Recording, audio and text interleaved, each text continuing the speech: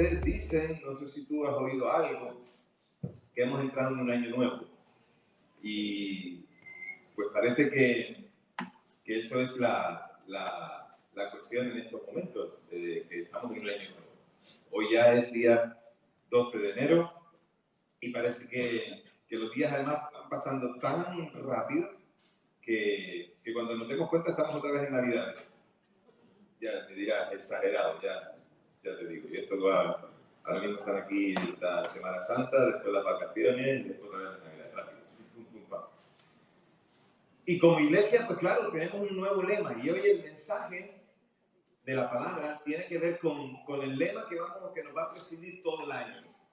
Y es ese que estáis viendo en la pantalla, edificando con sabiduría, que está basado en Proverbios, no se ve bien ahí, pero es Proverbios capítulo 24, versículo 3. Y bueno, ya te invito a que lo vayas buscando en la Biblia si quieres. Entonces, la razón por la que hoy traigo este mensaje es porque esto es lo que nos va a presidir, pero también me vais a permitir que haga un pequeño resumen de lo que hasta aquí hemos vivido. ¿Por qué un lema? ¿Por qué necesitamos tener en cuenta algo durante todo el año? Yo creo que como iglesia tenemos que tener en cuenta algo durante todo el año. Posiblemente a nivel personal tienes objetivos que te has marcado y espero que esos objetivos, esos objetivos Dios haya sido el inspirador. Porque si Dios no te ha inspirado para esos objetivos, entonces deberías revisarlos. Deberías hacer una revisión de ellos.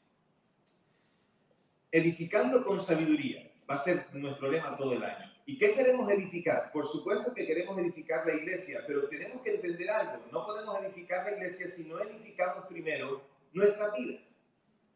Porque la iglesia es el conjunto de hombres y mujeres salvados por la sangre de Jesús. Entonces, al venir a participar de la iglesia, entonces yo necesito primero tener una vida acorde a Dios para poder participar en la vida de la iglesia. No puedo participar de cualquier manera en la vida de la iglesia.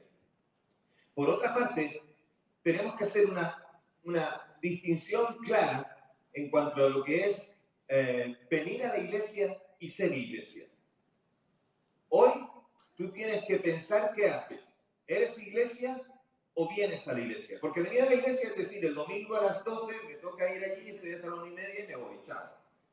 Pero ser iglesia es servir, ser iglesia es amar, ser iglesia es comprometerse, ser iglesia es estar, ser iglesia es poner las manos, ser iglesia es ser iglesia. Entonces, decide hoy si vienes a la iglesia o si eres iglesia. Porque eso marcará mucho qué harás en tu vida. Pero una cosa tienes que tener claro. 3:16 va a edificar, por lo menos lo va a intentar edificar con sabiduría. Eso es lo que vamos a intentar. Hasta hace pocos días, el lema que nos presidía la iglesia era estableciendo los cimientos. ¿Os acordáis? Algunos lo recordaréis, tal vez otros no. Y en el 2018 fue amamos a Dios. El lema del año ha ido unido a nuestros comienzos como iglesia. En 2017 empezamos a finales de agosto, entonces no teníamos lema, simplemente nos empezamos a reunir y bueno, la intención era, la primera de todas era restaurar vidas que habían sido dañadas. Entonces ese era el objetivo, restaurar vidas.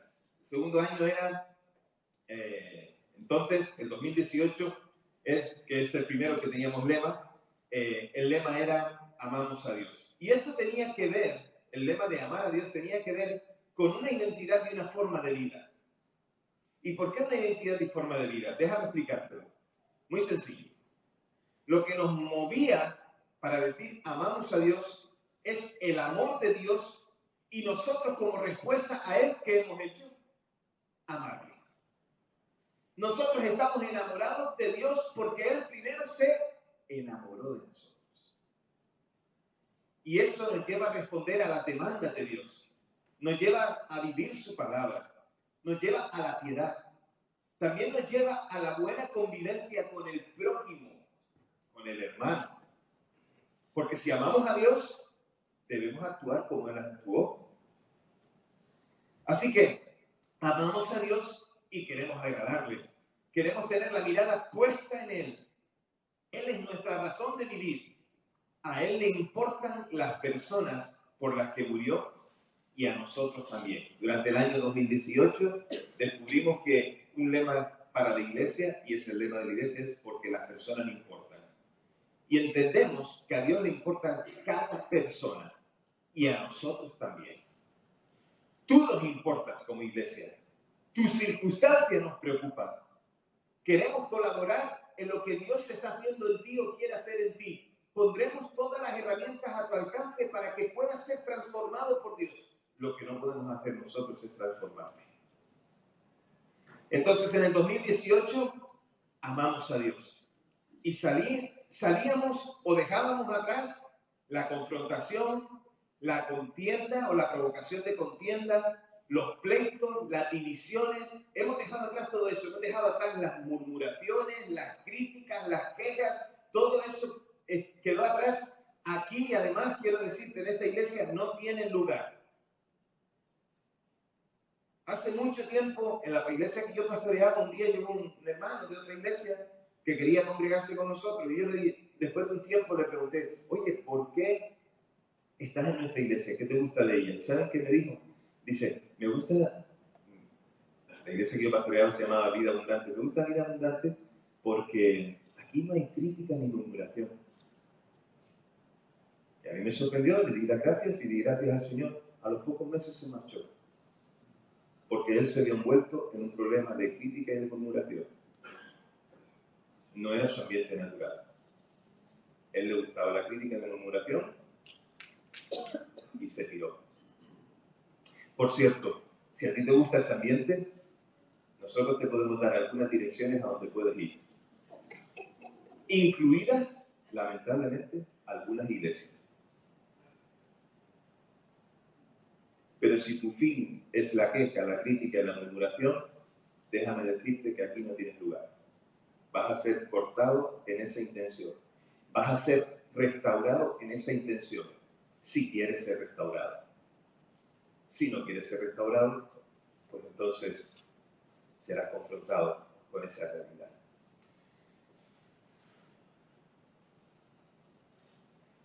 El segundo año, 2019, tranquilo todo el mundo, yo estoy contento, ¿estás triste o qué? Se quedó todo el mundo tieso. Sí, escuché la bronca, ¿no? A veces se me va... No, lo hice conscientemente, está escrito. Sé lo que estoy diciendo, y de parte de Dios, además. El segundo año, 2019, estableciendo los cimientos, nos dimos cuenta como iglesia que amamos a Dios, pero nos dimos cuenta de que 316 crecía, además más rápido de lo que nosotros podíamos llegar a pensar, incluso administrar, y que los fundamentos donde queríamos construir tenían entonces que ser lo suficientemente sólidos. No podía ser cualquier fundamento. Por eso decíamos, vamos a establecer los cimientos de una iglesia que ama al Señor. Vamos a establecer unos buenos cimientos. Y éramos conscientes que estábamos construyendo un edificio. Ese edificio es la iglesia. Y recuerden que la iglesia no son las paredes. La iglesia son todos aquellos que, recibiendo a Jesús como su Señor y Salvador, tienen al Espíritu Santo en él. Así que no son las iglesias no son paredes. De hecho, no debería llamarse a los lugares donde se reúnen las iglesias, no se le debería llamar iglesia. En la puerta, iglesia. No. Se debería llamar lugar de reunión, auditorio. Se debería llamar, no sé, sala. Pero no iglesia, porque la iglesia es los que están dentro. En realidad uno no viene a la iglesia, sino que uno va donde está la iglesia. El lenguaje es muy importante. Entonces, nosotros sabiendo eso, teníamos que entender también que debíamos ser una referencia y un lugar de encuentro para esta generación, es decir, para ti, pero también para las generaciones que vendrán. Tendríamos que poner buenos cimientos para eso. Entonces decidimos como iglesia construir sobre la roca. Y la roca, el fundamento sólido sobre el cual nosotros edificamos, se llama Jesucristo. Ese es el fundamento. Hemos tomado como guía autorizada y verdadera para llevar adelante la construcción. Todo buen arquitecto y todo buen constructor tiene delante unos buenos planos y una justificación del proyecto. nosotros la tenemos. La única y la que nos vale. La palabra de Dios, la Biblia. La Biblia es la palabra de Dios. La Biblia es la palabra de Dios. Y nos hemos comprometido entonces a tener intimidad con Dios y sabemos que lo que ahora plantemos es lo que se recogerá como cosecha. Hemos plantado y hemos cosechado. Hemos plantado y hemos cosechado. ¿Por qué? Ahora os lo explicaré.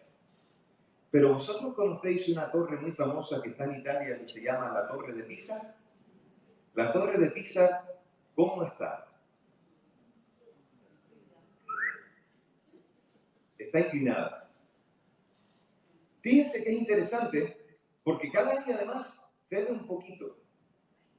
Cada año va cediendo un poquito. Y las autoridades intentan, porque es un monumento, es algo muy reconocido, algo muy visitado turísticamente. Claro, si eso se cayera, pues la región sería un fracaso turísticamente hablando y también arquitectónicamente o culturalmente, ¿verdad? La torre se va inclinando.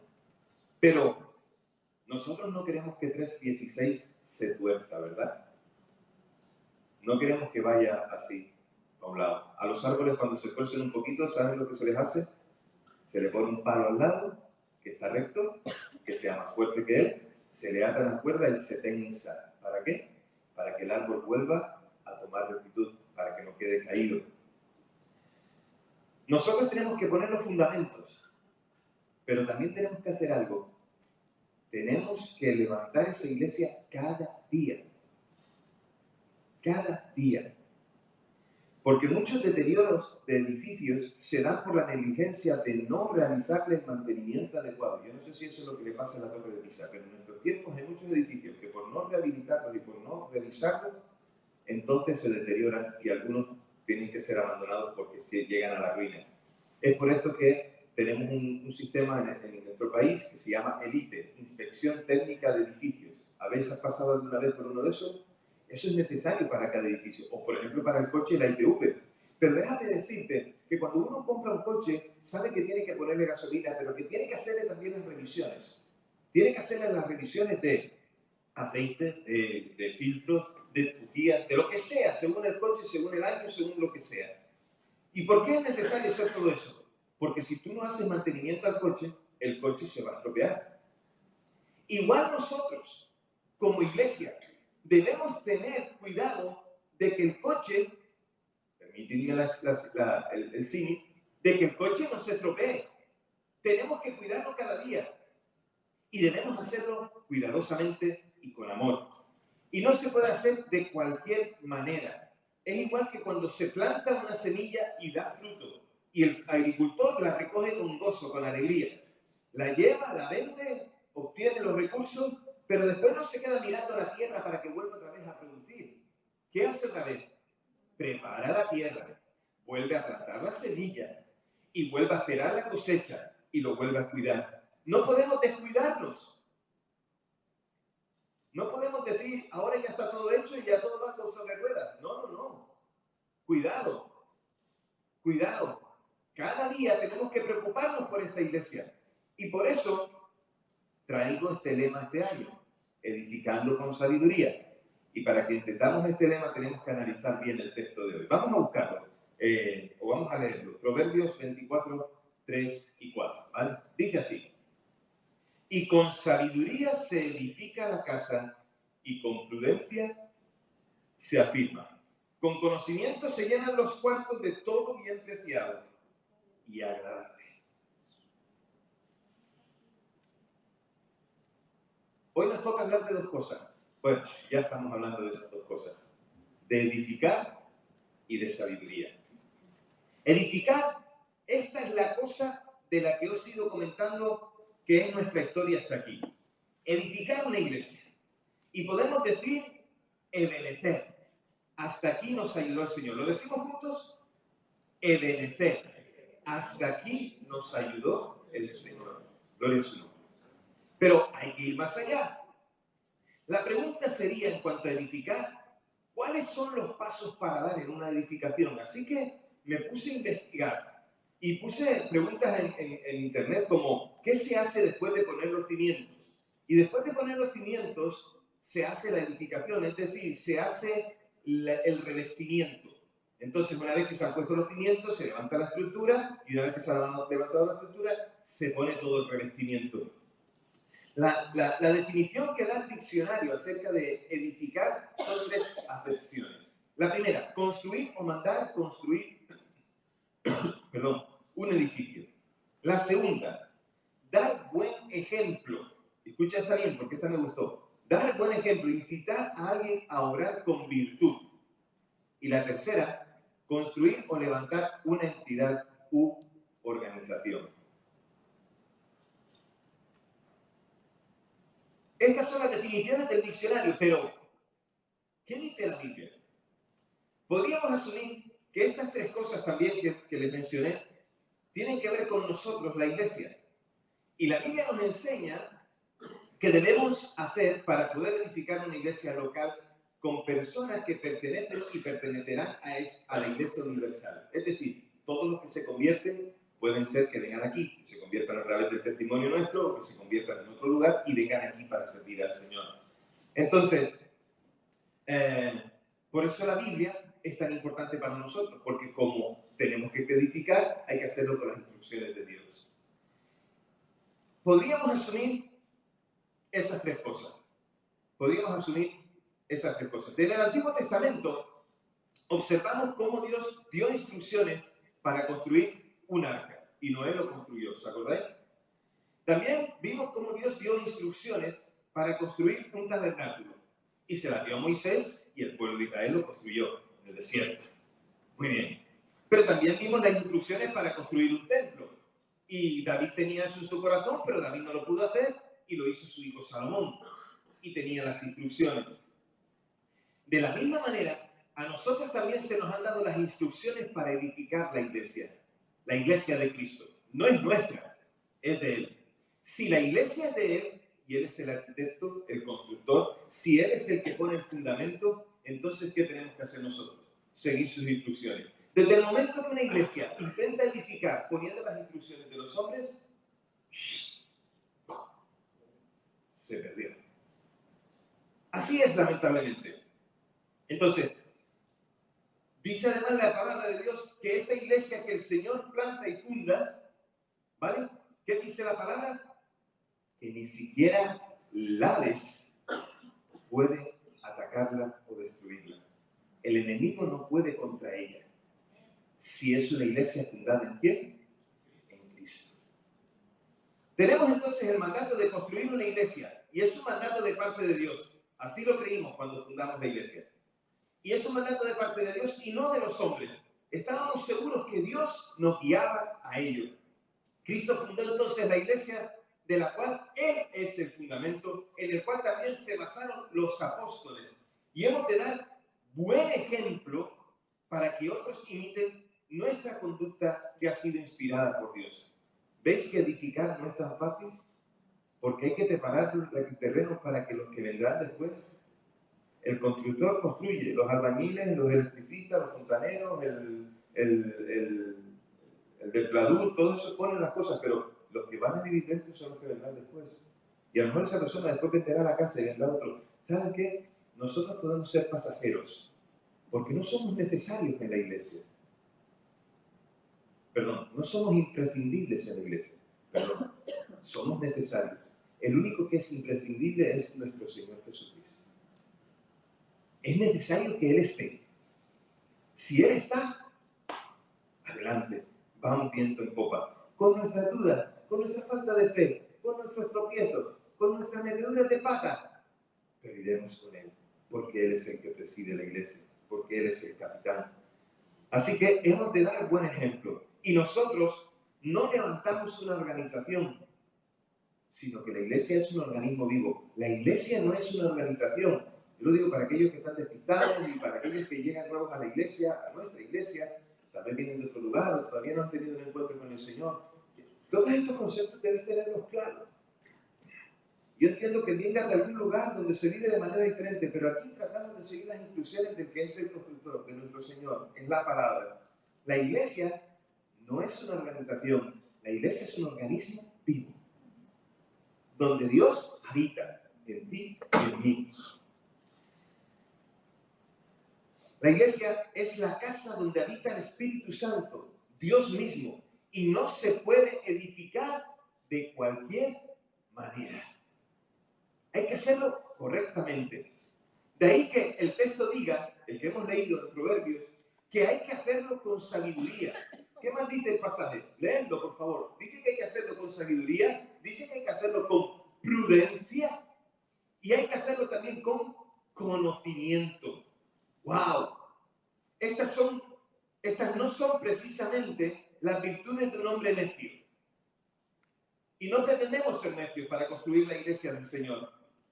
El hombre débil piensa que la sabiduría está demasiado elevada para él y por tanto no se esforzará por ella.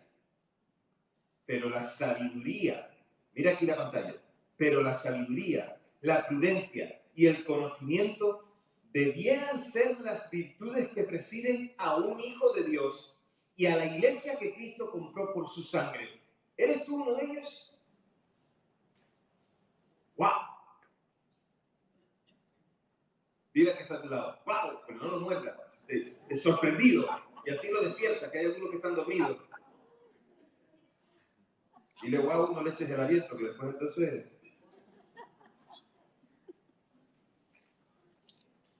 Y en cuanto a la sabiduría, porque hemos hablado de edificar, y ahora en cuanto a la sabiduría, tenemos que meternos ahí en el pasaje y descubrir bien qué son los proverbios.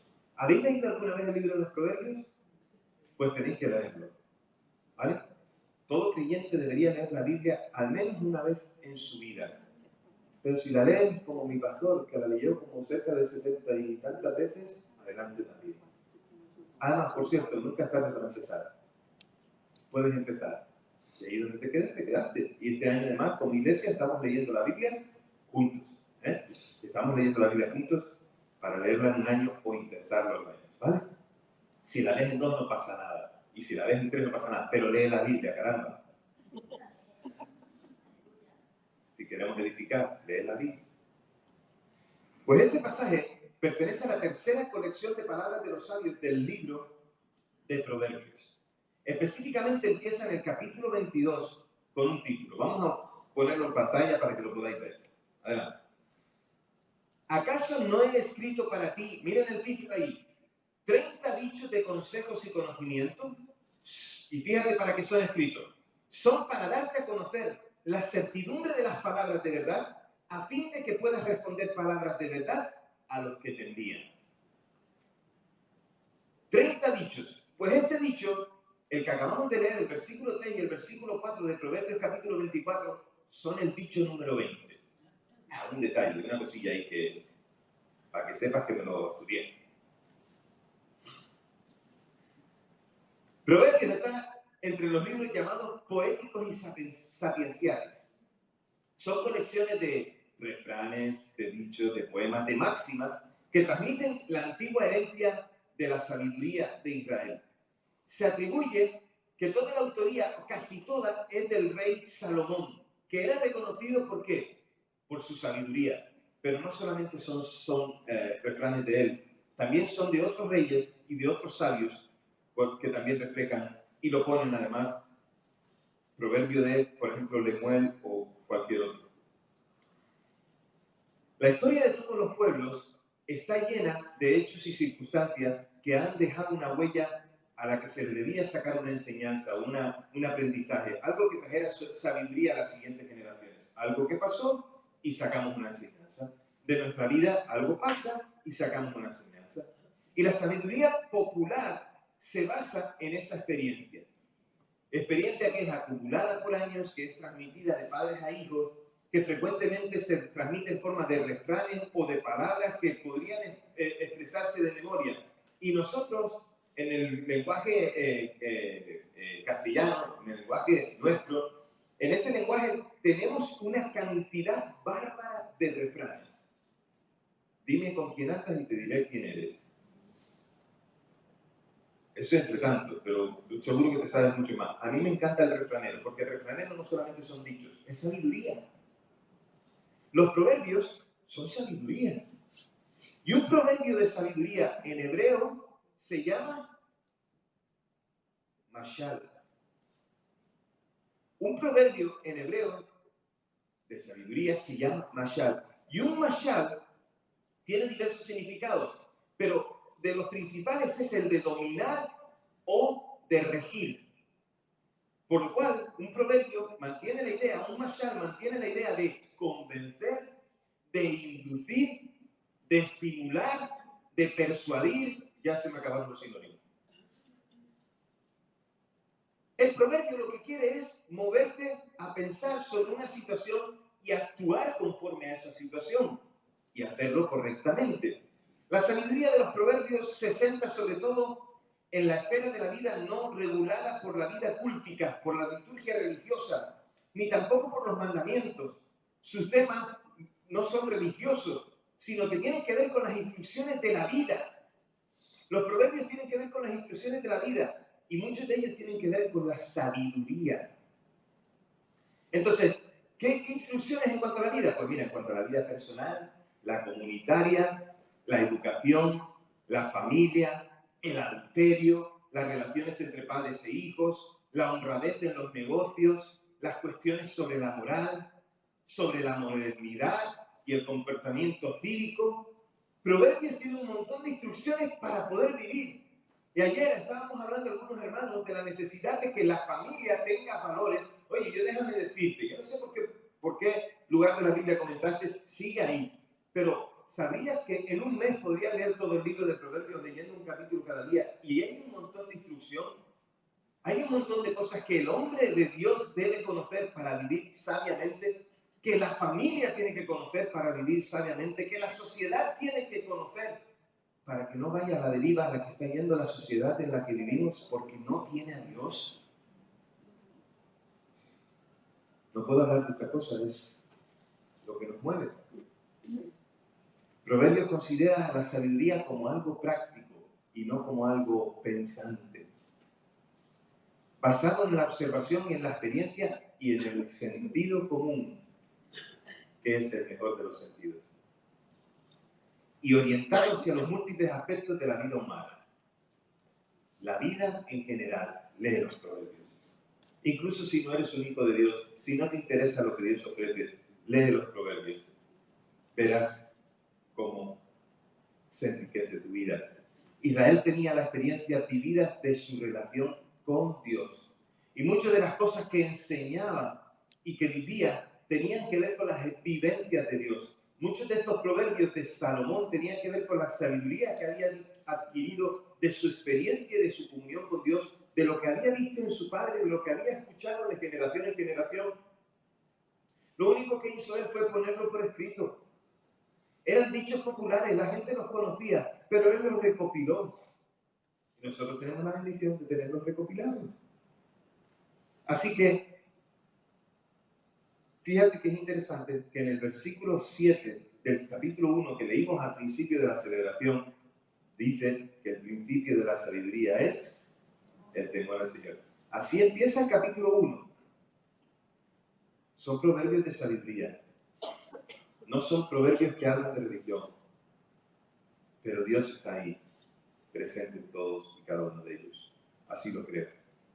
La verdadera sabiduría es la que deriva en una forma de vida basada en la obediencia a Dios y manifestada en amor, en bondad y en justicia. Esa es la sabiduría que a Dios le agrada. Y en Proverbios hay una enseñanza vinculada al concepto de retribución en los Proverbios en general, porque hay un premio y hay un castigo que merece cualquier actuación, buena o mala. Si haces algo bueno, tienes un premio. Si haces algo malo, tienes un castigo. Así le enseñamos a nuestros hijos, ¿cierto o no? Pues Proverbios deja ver eso. Si haces lo que el Proverbio dice, la instrucción de Dios, entonces te irá bien y tendrás una recompensa. Pero si haces lo incorrecto, entonces te irá mal. Os digo una cosa, necesitamos leer los Proverbios. Al igual que necesitamos toda la palabra de Dios. La piedad y la prudencia en los asuntos externos juntas completan al hombre sabio. ¿Quieres ser sabio? Ahí, acércate a la palabra.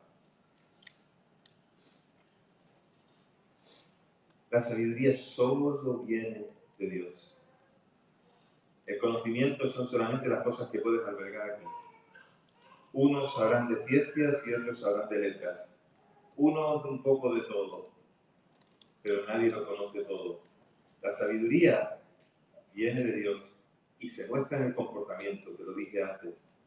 Por el conocimiento se llena el alma con la gracia de Dios y con su consuelo, el consuelo de su Santo Espíritu. Y estas son cosas ricas y preciosas que tenemos que valorar. Son cosas que tenemos que tener en cuenta. Voy a terminar. ¿Quién me da 5 minutos? ¿Quién me da 5 minutos? 5, 10, 15, 20. Gracias. Gracias. No, yo con 5 minutos creo que con 5 creo que no. Hay un tema personal en la palabra predicada hoy que nos afecta a nosotros, que tiene que ver con edificar con sabiduría. Hay un tema que es personal, porque debemos escoger construir nuestras vidas en el fundamento de Cristo y desechar los fundamentos del mundo. Esta es tu decisión primera, mi decisión primera. Nuestra decisión primera tiene que ser coger a Cristo en nuestras vidas y decir, Señor, yo me fundamento en ti. Tal y como dice la Escritura, el hombre sabio construyó sobre la roca, pero el hombre necio construyó sobre la arena. Aquellos valores del mundo en los que a veces edificamos son los que derribarán nuestra vivienda. El lugar de seguridad en el que vivimos será derribado si construimos en los fundamentos de la arena, del mundo. ¿Y saben qué? Si derriban nuestra vivienda nos quedaremos sin techo y sin protección. Por tanto, los lamentos constantes por nuestra vida ingobernable pueden ser el fruto del desorden por haber edificado sobre un fundamento erróneo. Por lo tanto, lo primero que tenemos que decidir hoy es, Señor, voy a edificar mi vida en ti. Y lo voy a hacer con sabiduría, con tu sabiduría. Voy a construir mi vida en tu presencia, en tu palabra, en tus valores. Voy a edificar mi vida y mi casa en ti. Pero además de una palabra personal, también es una palabra colectiva y es la palabra de misión para la iglesia. Porque nuestra responsabilidad personal en cuanto a las decisiones que tomamos con respecto a Dios afecta a la comunidad cristiana a la que pertenezco. Si no decides poner el fundamento de Cristo, entonces eso va a afectar a la iglesia. Y necesitamos construir con el fundamento de Cristo. También la iglesia. Que sea Cristo el fundamento con el que construimos y no quitemos nunca la mirada de Él. Está bien si hasta ahora hemos plantado y cosechado por la gracia de Dios. Hemos puesto la semilla, la hemos cosechado. Hemos preparado la tierra, hemos puesto la semilla y la hemos vuelto a cosechar. Pero es importante darnos cuenta de que no podemos caer en el descuido, iglesia. No podemos caer en el descuido. No podemos caer en la confianza de decir, bueno, esto ya va como ruedas, aquí ya no hay que hacer más nada, ya está todo hecho, ¿vale? Entonces, no podemos caer tampoco en el conformismo. Porque ya somos 70, 80 y ya estamos a gusto aquí, ya no vamos a hacer más nada. No, que va, hay que seguir edificando. Ni tampoco podemos entrar en la necedad, porque entonces no edificaremos con sabiduría, que nos podrían llevar a repetir aquellas cosas de las que un día salimos. Si no vigilamos, si no edificamos con sabiduría, vamos a repetir aquellas cosas de las que un día salimos. Vamos a repetir aquellos mismos pecados de los que huimos. Y nos convertiremos en aquellas mismas personas que un día fuimos o aquellos con los que un día estuvimos. Iglesia, vigila. Iglesia, preocúpate. Digamos al Señor que nos humillamos.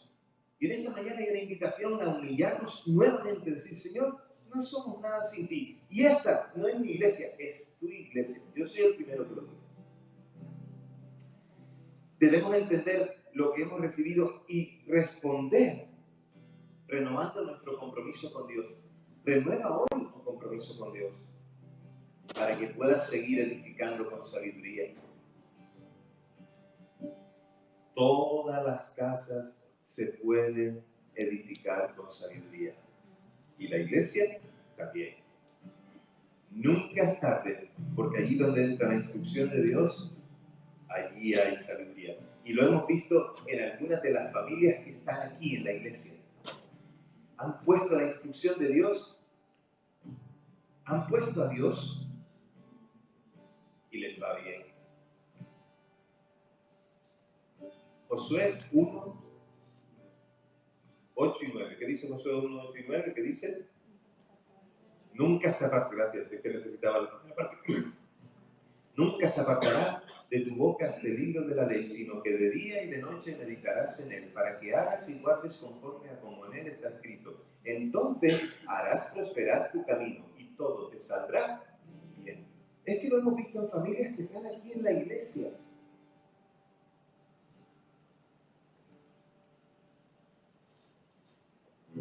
De ti depende, nadie te va a obligar. A mí me encantaría.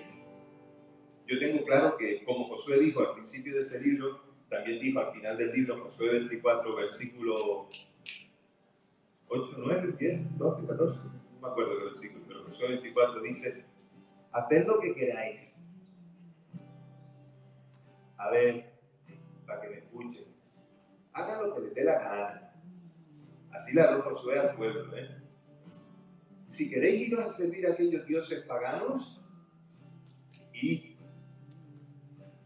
Pero yo y mi casa serviremos así. ¿El versículo qué? 24, ¿qué? 15. A ver si no se me olvida más. Yo y mi casa serviremos al Señor. Una de las cosas que siempre en mi corazón ha detenido, ¿sabes qué? ¿De qué me sirve tener la iglesia más grande como pastor? Tener la cuenta bancaria más grande que tenga, con muchos ceros. Tener el mejor coche, la mejor vivienda. ¿De qué me sirve todas esas cosas si mi familia se pierde? Es un valor mío. Lo he aprendido en la palabra y he sido consciente de esa necesidad. Entonces sé lo que tengo que hacer en mi casa. Pero hoy tengo que animarte, en el nombre de Jesús, tengo que animarte a que pongas tu mirada en el Señor y que Él sea tu fundamento. Pongamos las manos en el arado para que la iglesia no se tuerza. Porque si queremos, la siguiente, si queremos que esta casa, que no es hecha de manos, es la iglesia, donde habita el Espíritu Santo, sea llena de la gloria de Dios, debemos edificar con sabiduría poniendo nuestras vidas en sus manos. Y esta es la invitación. La invitación que hoy trae el Señor para ti y para mí es: edifica tu vida en Dios, edifica la iglesia con sabiduría.